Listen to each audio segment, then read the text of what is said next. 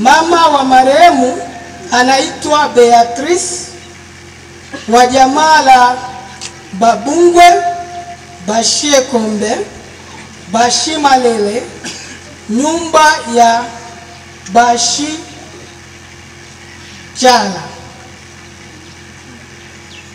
Maisha ya ndoa. Marehemu hakuolewa, bali alibahatika kuzaa watoto 5. Watoto wa kiume 3 na watoto wa kike 2. Mtoto mmoja wa kike alifariki na duniani kumebakia watoto 4. Elimu. Marehemu alisoma shule ya msingi Lugufu mpaka akamaliza darasa la 6. Magonjwa. Siku ya Alhamisi tarehe 19 mwezi wa 6 2025 aliugua ghafla marehemu ugonjwa wa masisi au mlambo kwa lugha ya Kimombo, ambao alitibiwa bila kupata mafanikio.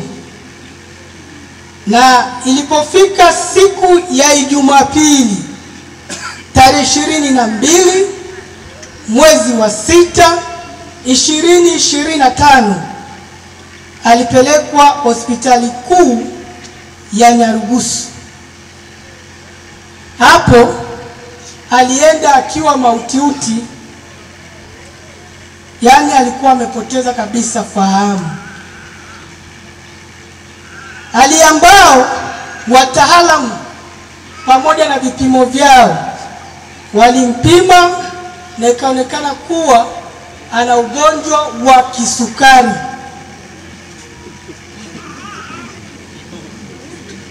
Ilipofika usiku wa kuamkia leo tarehe 24 mwezi wa 6 2025 majira ya saa 9 alfajiri marehemu alikata roho. Kwa hiyo marehemu amefariki kwa ugonjwa wa kisukari. Hapa duniani marehemu aliishi miaka 35. Asante. Beno ni wechi lo. Ao yalamo ania abolamu bao noeto msia. Nona kidogo mule ni kanule atendechi lumbaka bose bale ano tabale babondonos. Nilitanguliza kusema ya kwamba sisi ni familia ya Bashimwenenga au Bashimnyaka kwenye nyumba ya Bashie Ala, jamaa la Bashilo Ochi, nyumba ndogo ya Bashia Bomba au Bashima uu. Ni kusema kwamba tunayo masikitiko makubwa ya kuweza kupotelewa na binti wetu huyu ambaye maisha yake ndio haya ambayo umekuja kuyasikia alivyotusomea hapa msomaji wetu. Sisi kama familia tuseme kwamba katika jitihada zote za kibinadamu pamoja na jitihada zote za kielimu tusingeliweza kufua dafu katika hili. Lakini kwa upande wa pili tunachukua nafasi hii kujaribu sana kuwashukuru wote waliojumuika pamoja na sisi kuja kutusaidia katika shughuli hii ya kuja kumsindikiza huyu dada yetu kwenye hii sherehe yake ya mwisho. Kuna watu wameacha shughuli mbalimbali lakini wameona vyema kuja kuwa pamoja nasi hapa.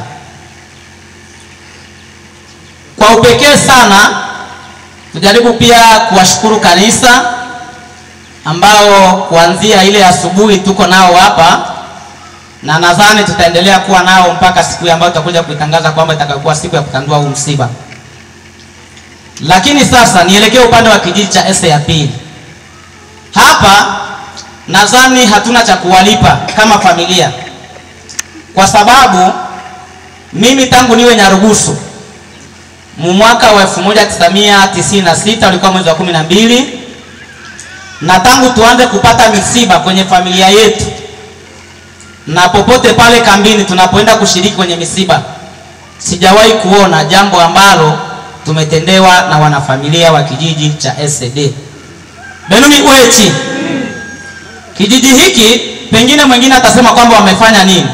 Wao ndo wameua? Hapana. Shukrani zetu kwao ni pongezi ya matendo makuu ambayo wamekwenda kututendea, yaani vitendo vya faraja pale ambapo tulipoanza kumuuguza huyu binti.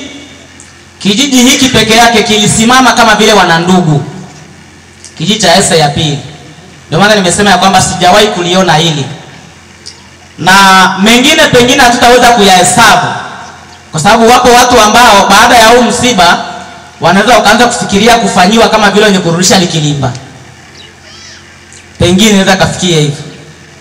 Kwa hiyo watu wa Ese ya pili wamejitolea kwa hali na mali. Walipopata taarifa za Faila kwamba anaumwa, walikuwa bega kwa bega na sisi, na masaa mengi walibaki wao kama vile wanandugu, hadi Faila amefikia kupoteza maisha yake akiwa mikononi mwa watu wa SD. Jana ile mida ya saa 11 tuliambatana na foreni ya watu. Nilifikiri kwamba wanaenda kufanya maandamano, akina mama waliokuwa wanaenda kumwona Faila pale hospitalini. Ingelikuwa baada ya kutoka kule Malaloni. Kwa hiyo si jambo la kuweza kuona kwamba ni jambo dogo ambalo baadhi ya vijiji wanakuwa walifanya. Tungeliomba sana viongozi wa SD, wanajamii wa Ese ya pili, mshikamano huu mliotuonyesha sisi familia kwenye msiba huu wa dada yetu huyu au mtoto wetu huyu, basi isiishie kwetu tu. Muendeleze hizi faraja, muendelee kuwa na moyo kama huu, kwa vile bado haujawa ndio mwisho wa maisha, kwa sababu wanasema kwamba wema ni akiba. Benumi Uechi.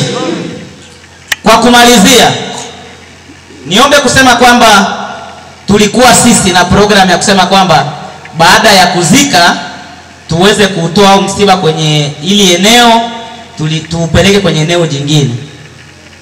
Lakini kwa sababu ya kuona namna ambavyo wanajamii wa SD wamejaribu kutukumbatia, tulikuwa tunategemea pengine tungeusambazia msiba tukiwa tuko wapi. Lakini kutokana na majadiliano imeonekana kwamba tutaenda leo, tutazika, tutakuja kurudi hapa Ese ya pili, tutashinda pia hapa, na kesho tutakuwa pamoja na watu wa SD. Lakini ifikapo kesho majira ya jioni kwenye saa 12 saa 1, familia kama familia tutanyanyuka hapa. Msiba huu tutakwenda kumalizia hapo kwenye kijiji cha K1 cluster ya 7 plote ya 7. Hapo ndipo ambapo tutakwenda kuendelea na huu msiba.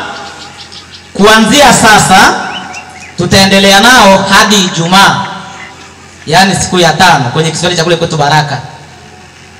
Kwa maana hiyo tuwaombe wanajamii wote mliokusanyika hapa kwa lengo na nia njema ya kuja kutusaidia kwenye huu msiba, tusiishie hapa leo. Nadhani tutawakaribisha tutakapomaliza hapa hiyo kesho, tuendelee hadi pale K1, muendelee kutushika mkono kama kisi mlivyotushika hapa hadi hiyo siku ya Ijumaa, na nadhani litakuwa ni jambo la busara sana. Kwa hiyo sisi kwa upande wetu yalikuwa ni haya machache ambayo tulitamani kuzungumza kwenu, na nadhani hatuna la ziada.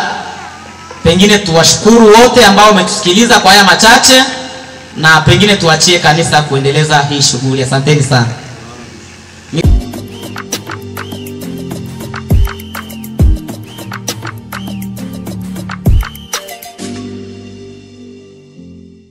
Haleluya.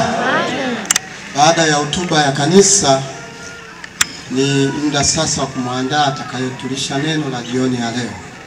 Lakini kabla ya neno hilo, niombe kundi la praise kanisa nzima tupeni wimbo mmoja wokovu, huku mnenaji wetu akijiandaa. Karibu.